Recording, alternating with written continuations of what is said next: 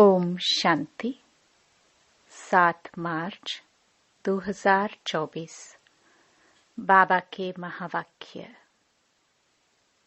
मीठे बच्चे, बाप का कर्तव्य है कांटों के जंगल को खलास कर फूलों का बगीचा बनाना।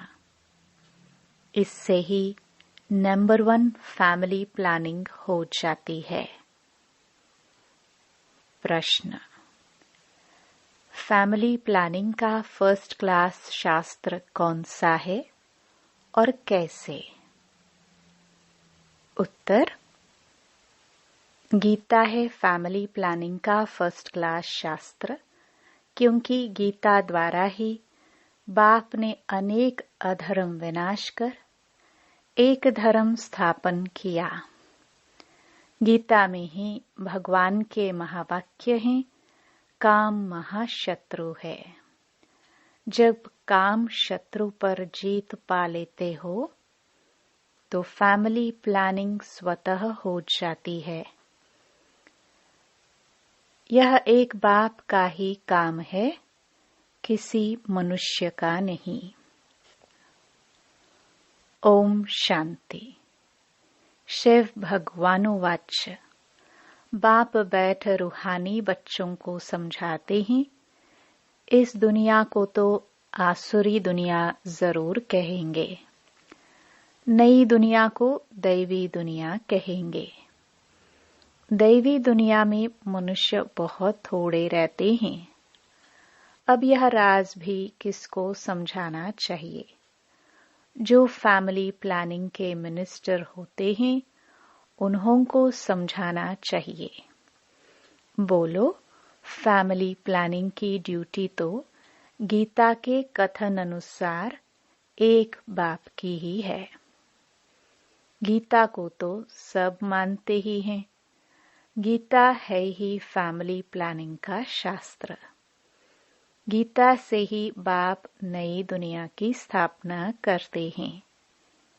यह तो ऑटोमेटिकली ड्रामा में उनका पार्ट नोंधा हुआ है। बाप ही आकर के आदि सनातन देवी देवता धर्म की स्थापना करते हैं अथवा प्योर नेशनैलिटी की स्थापना करते हैं। अपने को देवी देवता धर्म का ही कहेंगे। गीता में भगवान साफ बतलाते हैं कि मैं आता ही हूँ एक धर्म की स्थापना करने, बाकी अनेक सब धर्मों का विनाश करने। तो इससे फैमिली प्लानिंग नंबर 1 हो जाएगी। सारी सृष्टि पर जय जयकार हो जाएगी और एक आदि सनातन धर्म की स्थापना हो जाएगी।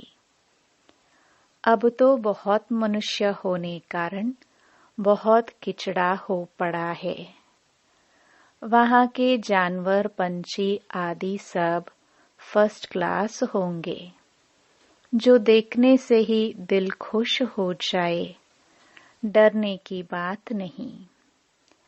बाप बैठ समझाते हैं, तुमने मुझे बुलाया ही इसलिए है कि आकर फैमिली प्लानिंग करो, अर्थात पतित फैमिलीज को वापस ले जाओ, पावन फैमिली की स्थापना करो। तुम सब कहते थे, बाबा आकर पतित दुनिया खलास कर नई पावन दुनिया बनाओ। यह बाप की ही प्लानिंग है। देखने से ही दिल खुश हो जाए। लक्ष्मी नारायण को देखने से तुम्हारी दिल खुश होती है ना? वहाँ तो यथा राजा रानी तथा प्रजा सब फर्स्ट क्लास होते हैं। तो यह फैमिली प्लानिंग की युक्ति ड्रामा में नोंधी हुई है। तुम बच्चों को समझाना है, पारलौकिक बाप तो सत्युगी प्लानिंग फर्स्ट क्लास करते हैं, कांटों के जंगल को ही खलास कर देते हैं। इस सारे भंबोर को आग लग जाती है। यह धंधा तो बाप का ही है। तुम बच्चे भी नहीं कर सकते हो। कितनी भी मेहनत करो, सक्सेसफुल कोई हो न सके। बाप कहते हैं, जिस काम विकार को तुम अपना मित्र समझते हो, वह बड़ा भारी दुश्मन है। बहुत हैं जो उनके मित्र बन जाते हैं।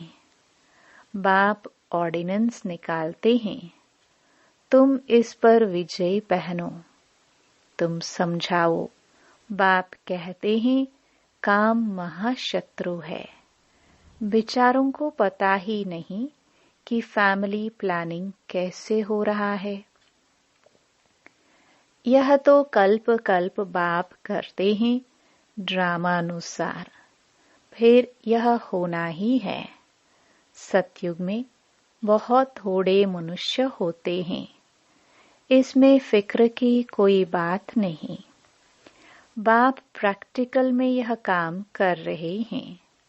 वो लोग कितना माथा मारते हैं।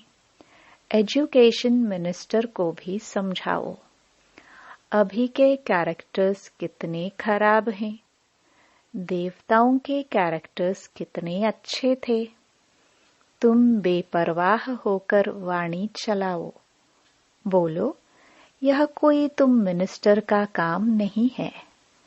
यह तो ऊंच ते ऊंच बाप का काम है।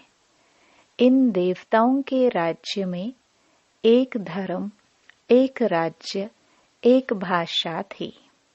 कितने थोड़े मनुष्य थे, परंतु ऐसी युक्ति से बोलना बहुत थोड़ों को आता है। वह रुहाब नहीं रहता है। उन्हों को यह लक्ष्मी नारायण का चित्र दिखाना चाहिए। यह फैमिली प्लानिंग बाप ने ही की थी, अब फिर कर रहे हैं। इनके राज्य की स्थापना हो रही है। बाबा ने कहा है, यह लक्ष्मी नारायण का चित्र हमेशा फ्रंट में रखो और बत्तियां आदि खूब लगाओ। प्रभात फेरी में यह ट्रांसलाइट का चित्र हो, जो एकदम क्लियर कोई भी देख सके। बोलो, हम यह फैमिली प्लानिंग कर रहे हैं। यथा राजा रानी तथा प्रजा, डेटी डायनास्टी की स्थापना हो रही है। बाकी सब विनाश हो जाएंगे। तुम कहते भी हो कि हे पतित पावन आओ, हमको पावन बनाओ। सो तो बाप ही बना सकते हैं। एक देवी देवता धर्म ही पावन होता है, बाकी सब खत्म हो जाते हैं। बोलो, शिव बाबा के हाथ में ही यह प्लानिंग है। सतयुग में यह प्लानिंग हो जाती है। वहां है ही देवता वंश, शूद्र होते नहीं। यह तो बड़ी फर्स्ट क्लास प्लानिंग है। बाकी सब धर्म खलास हो जाएंगे। इस बाप की प्लानिंग को आकर समझो। तुम्हारी यह बात सुनकर तुम पर बहुत कुर्बान जाएंगे। यह मिनिस्टर आदि निर्विकारी प्लानिंग बना कैसे सकेंगे। बाप जो ऊंच ते ऊंच भगवान है, वह आते ही हैं यह प्लानिंग करने। बाकी सब अनेक धर्मों को खलास कर देते हैं। यह बात है ही बेहद के बाप के हाथ में। पुरानी चीज को नया बना देते हैं। बाप नई दुनिया की स्थापना कर पुरानी का विनाश कर देते हैं। यह ड्रामा में नोंद है, समझाना चाहिए। बहनों और भाइयों, इस सृष्टि चक्र के आदि मध्य अंत को तुम नहीं जानते हो। बाप बतलाते हैं, सतयुग आदि में न इतने मनुष्य होते हैं, न फैमिली प्लानिंग आदि की बात ही करते हैं। पहले तुम सृष्टि के आदि मध्य अंत को आकर समझो। सद्गति दाता बाप ही है। सद्गति अर्थात सतयुगी मनुष्य। पहले पहले यह देवी देवता बहुत थोड़े थे। यह ड्रामा में नोंद है, समझाना चाहिए। बहनों और भाइयों, इस सृष्टि चक्र के आदि मध्य अंत को तुम नहीं जानते हो, बाप बतलाते हैं। सतयुग आदि में न इतने मनुष्य होते हैं, न फैमिली प्लानिंग आदि की बात ही करते हैं। पहले तुम सृष्टि के आदि मध्य अंत को आकर समझो। सद्गति दाता बाप ही है। सद्गति अर्थात सतयुगी मनुष्य। पहले पहले यह देवी देवता बहुत थोड़े थे। फर्स्ट क्लास धर्म था। बाप फूलों की फर्स्ट क्लास प्लानिंग बनाते हैं। काम तो महाशत्रु है। आजकल तो इनके पिछाड़ी प्राण भी दे देते हैं। कोई की किसके साथ दिल होती हैं, माँ बाप शादी नहीं कराते हैं तो बस घर में ही हंगामा मचा देते हैं। यह है ही गंदी दुनिया। सब एक दो को कांटा लगाते रहते हैं। सतयुग में तो फूलों की वर्षा होती है। तो ऐसे ऐसे विचार सागर मंथन करो। बाबा इशारा देते रहते हैं, तुम इनको रिफाइन करो। चित्र भी भिन्न भिन्न प्रकार के बनाते हैं। ड्रामानुसार जो कुछ होता है वह ठीक है। किसको समझाना भी बहुत सहज है। सबका ध्यान बाप की तरफ खींचवाना है। बाप का ही यह काम है। अब बाप ऊपर में बैठा हुआ यह काम करेगा नहीं। कहते भी हैं, जब जब धर्म की ग्लानि होती है, आसुरी राज्य होता है, तब तब आकर इन सबको खलास कर दैवी राज्य की स्थापना करता हूँ। मनुष्य तो अज्ञान की नींद में सोए पड़े हैं।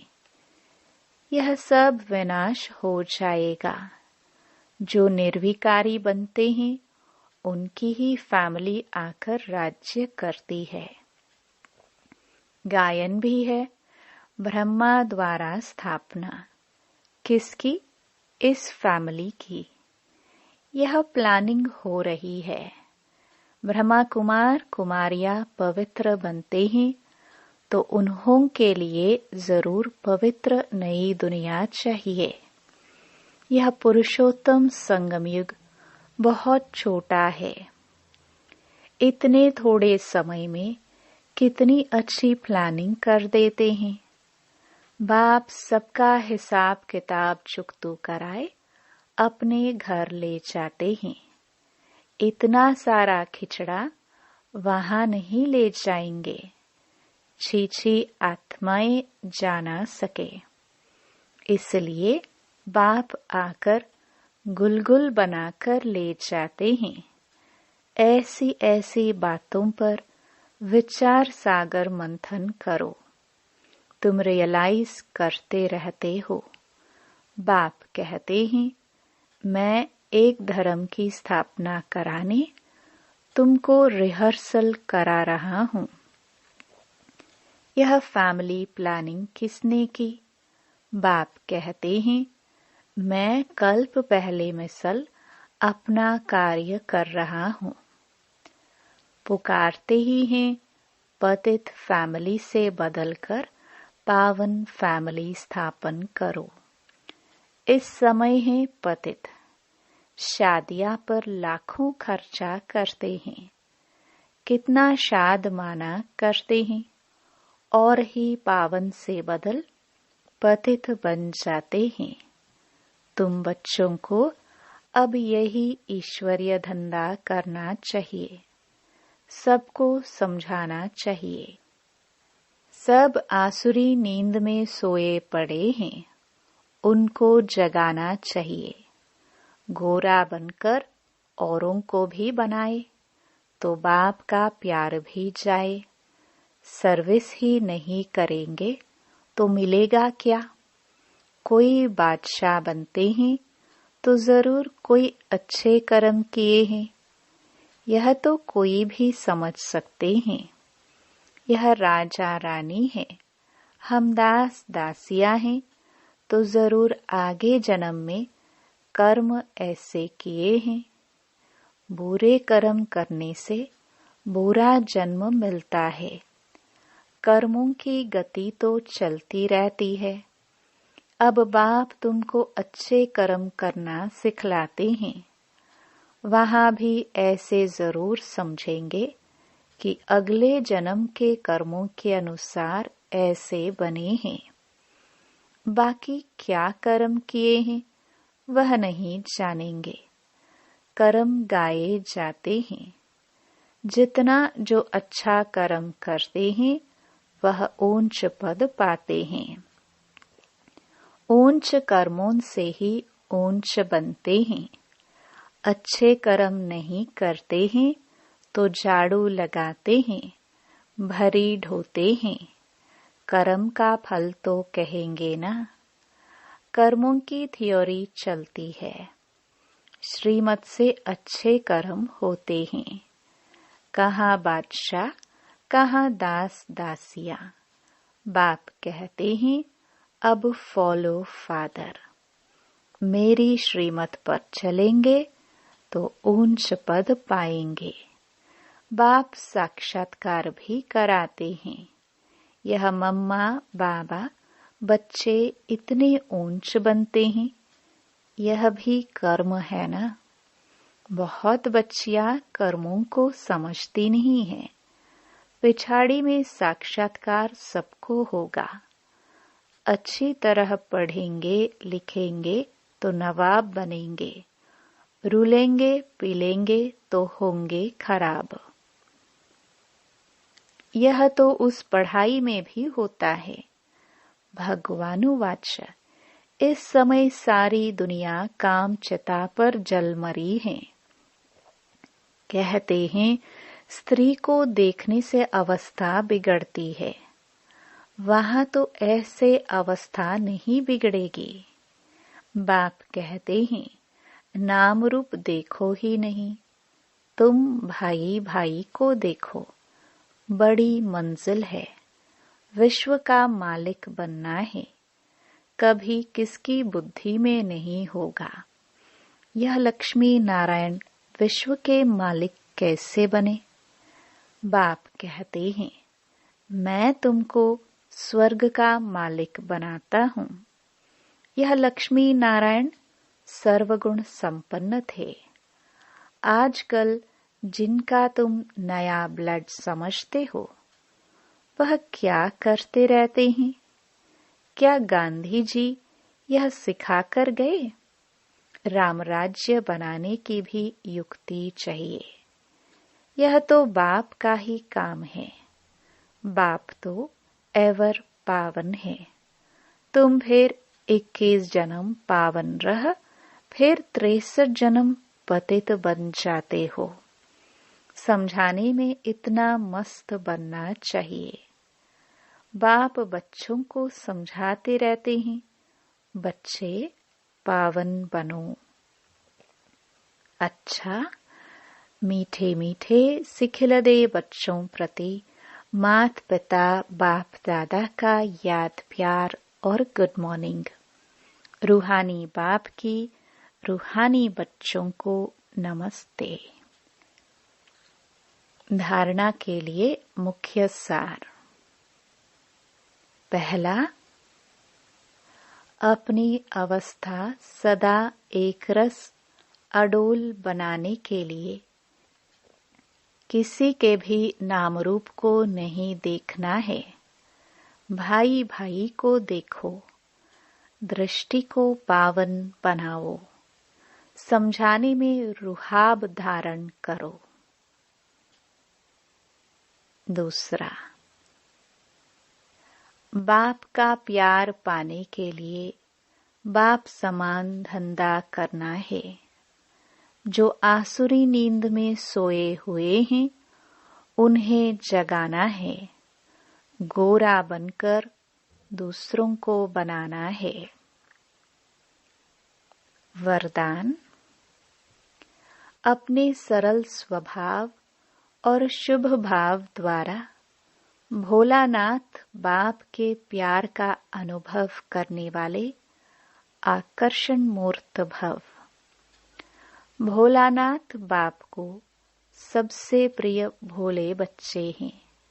भोले अर्थात जो सदा सरल स्वभाव, शुभ भाव और स्वच्छता संपन्न मन और कर्म दोनों में सच्चाई और सफाई वाले हैं। ऐसे बच्चे आकर्षण मूर्त बन बाप को भी अपने ऊपर आकर्षित करते हैं। भोलानाथ बाप ऐसे सरल स्वभाव भोले बच्चों के गुणों की माला सिमरण करते हैं। भगवान को भोलापन प्यारा है।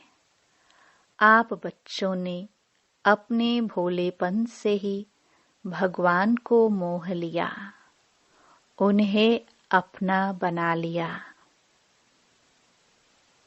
स्लोगन, अपने चेहरे और चलन से गुण व शक्तियों की गिफ्ट बांटना ही शुभ भावना, शुभ कामना है। ओम शांति।